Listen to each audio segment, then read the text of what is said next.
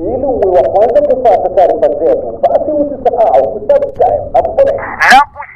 Hii ni JK Online TV. Nitumie nafasi hii kwanza kuwashukuru wananchi wa Micheweni kwa mashirikiano ambayo mmeyatoa kupata eneo hili, lakini pia kuhakikisha kwamba mradi unaendelea kwa salama. Namshukuru sana Mheshimiwa mwakilishi mstaafu Mheshimiwa Shamata. Wakati ule tunapambana na mambo haya, kwa kweli alikuwa mstari wa mbele kuhakikisha kwamba yale yote ambayo yanatakiwa kufanyika Micheweni, yeye pamoja na wenzake walituhakikishia kwamba yatafanyika na miradi itajengwa Micheweni. Lakini nikishukuru sana Chama cha Mapinduzi, viongozi wa chama wamekuwa mstari wa mbele kuhakikisha kwamba hakuna mradi ambao unakwama huku Micheweni. Ndugu zangu viongozi, nimesikia taarifa ya mradi na mimi nimepata nafasi ya kutembelea mradi. Mradi nimeuona umefika hatua nzuri. Nilikuwa nafuatilia mkataba wa mradi huu, nikaona kuna extension ya muda kidogo. Mheshimiwa Waziri ameniambia miezi 2, lakini najua mkataba ulikuwa unaisha Disemba, amepewa miezi 6 mpaka June. Leo tunazungumza August, mradi haujakamilika. Niagize mkandarasi yale mapungufu niliyoyaonesha kule madogo madogo, wenzetu ZBA ambao mlikuwa mnasimamia, yasimamiwe. Yako maeneo nimemwelekeza mkandarasi pale avunje, ajenge upya kwa gharama zake, sio gharama za serikali. Tumeelewana eh? Sio maeneo makubwa, ni marekebisho madogo tu.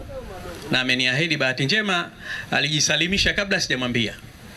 Katibu mkuu niliagiza kule Unguja na hapa naagiza, dakhalia yoyote ambayo tunaijenga, msiweke soketi za umeme ndani ya dakhalia.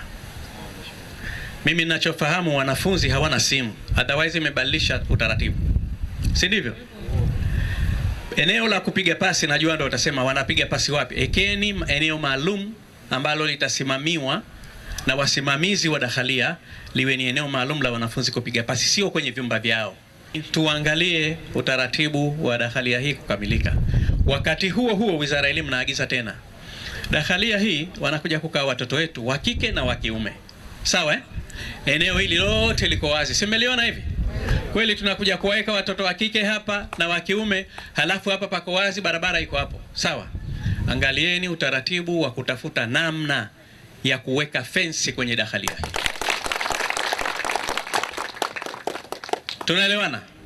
Ili vijana wetu wawe mazingira salama, wajisomee vizuri na mazingira ya hapa yaendelee kuwa vizuri. Naitwa Juma Hamadi Abdalla, ambaye ni mwalimu mkuu wa skuli ya Maziwa Ng'ombe Sekondari. Kiujumla, ujenzi wa dakhalia hii au dakhalia hizi ya wasichana na wavulana itatupa matumaini makubwa kwa walimu na wanafunzi wa skuli ya Maziwa Ng'ombe Sekondari, lakini pamoja na wakaazi wa wilaya ya Micheweni kwa ujumla wake, kwa sababu hii ni azma ya rais wetu wa Zanzibar ya 8 kwamba ataboresha sekta ya elimu, ikiwemo kujenga madakhalia pamoja na shule na vyuo. Kwa hiyo kiujumla, ujenzi wa dakhalia hizi utatusaidia pakubwa, kwa sababu sasa hivi wanafunzi tunao wa dakhalia lakini wanalala kwenye madarasa jengo pale la ghorofa. Kwa hiyo utakapokamilika ujenzi huu, wanafunzi watapata mazingira mazuri, mazingira yenye nafasi, watapata utulivu mzuri wa kusoma, hadi mradi kile kilichokusudiwa cha kupata elimu iliyo bora kitapatikana. Wito wako? Wito wangu, kwa sababu ujenzi ni gharama, miundombinu tunahitaji kuitunza kwa wananchi wote pamoja na wanafunzi, kwa sababu hasa ukizingatia eneo hili na wachunga. Kwa tunaomba wale ambao wana mifugo yao waweze kulitunza jengo hili kwa maisha endelevu ya wanafunzi wa hivi sasa, lakini na kwa matumizi ya baadaye. Kwa jina naitwa Aisha Hamadi Juma, ni mwalimu wa sekondari skuli ya Maziwa Ng'ombe, mwalimu wa biology na geography. Kwa mpaka sasa hivi ujenzi wa dahalia tumefurahi sana, kwa sababu kulikuwa kuna crowd kubwa wanafunzi katika eneo kubwa. Kwa hiyo kuwa na madahalia mpaka sasa hivi kukamilika, itakuwa watapata nafasi nzuri na ratiba zitaenda vizuri mpaka sasa hivi. Ratiba zao za kusoma na ratiba nyingine, na nafasi itakuwa ipo vizuri sana ukilinganisha na kule. Wito wangu, nitashauri wanafunzi wasome vizuri, kwa sababu rais wetu mwenyewe anajitahidi, mashallah, Mungu amzidishie kuweza kuwekeza kupata vizazi vizuri wenye elimu